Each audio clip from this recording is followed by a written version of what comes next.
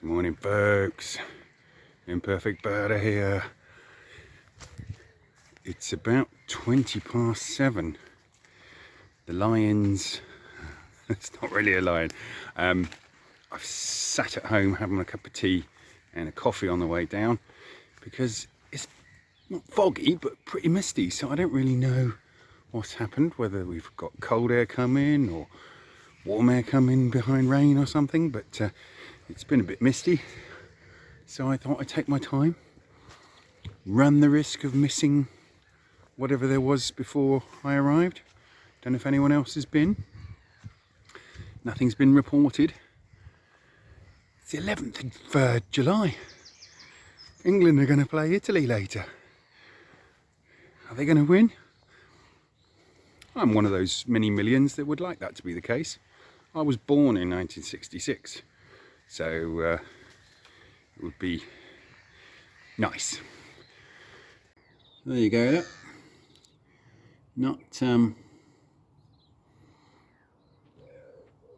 well, we should be able to see most stuff, but pretty misty. So I'll give it a check now.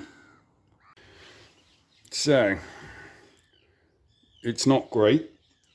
The scope and the phone on the scope magnifies the mistiness, so it's actually worse through the scope and camera than it actually looks, but it's still a bit rubbish. I remember reading in Bill Oddie's Little Black Bird book when I was a teenager about he was not singing the praises, but he said that fog can at least has the potential to bring good things, and I can't remember what it was he or others who was talking about saw in the fog. I would have to dig deep to find anything I've seen in the fog. That actually, now I say it now, I remember one day, one morning, which I think was a spring morning in April-ish. I'll do the date soon. I was at the other end at Black Swan, and it was foggier than this, and I looked up just right by the deck, and two waders went over my head that can barely have been 20 feet over my head. Very brief, but I had enough on them to tell that they were Godwits, and they had no wing bar. And Frank, very simply put, there was a couple of bar-tailed Godwits that went over my head in the fog. I also had a marsh harrier drift through one morning. I've said before, whether I've seen it on video or not, I don't see marsh harriers early morning, hardly ever. And this was one of those rare occasions. And that was a foggy-ish morning, but there was just a little bit of a clearing in the sky for a few minutes. Again, I think it was just before I went home. I'll put the dates up. And that went through. So there's some truth in it.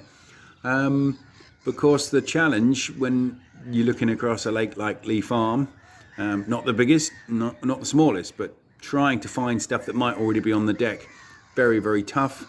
When it comes to birds flying over, you just have to be looking at the right moment. Talked about that many times. So I don't really like using the word luck, not because I'm averse to the idea of luck. It's just the fact that you help your cause fantastically by being out in the first place. As my good friend Trev says, not going to see it from my sofa.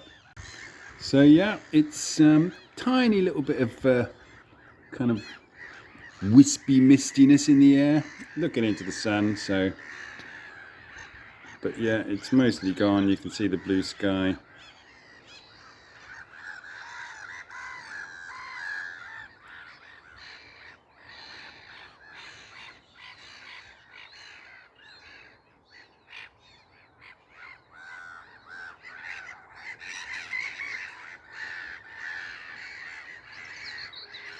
And you can hear the whitethroat to the right of the hide here.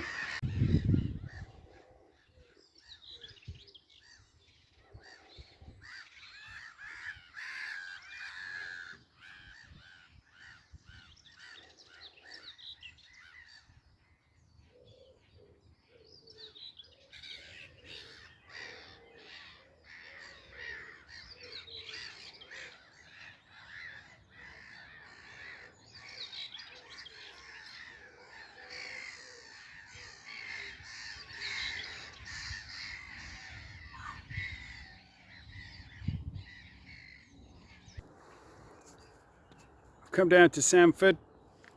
Just cleared a bit of balsam behind me so we can see out over the lake, and I suspect we're not going to have a repeat of last year's great events: cattle egret, 3 great white egrets and night heron, but nonetheless it's good to have the visibility that's required to look over it. You all have a fantastic 11th of July. Those of you watching the England game later, enjoy it. I'll try my best. Fingers crossed. Have a fantastic day.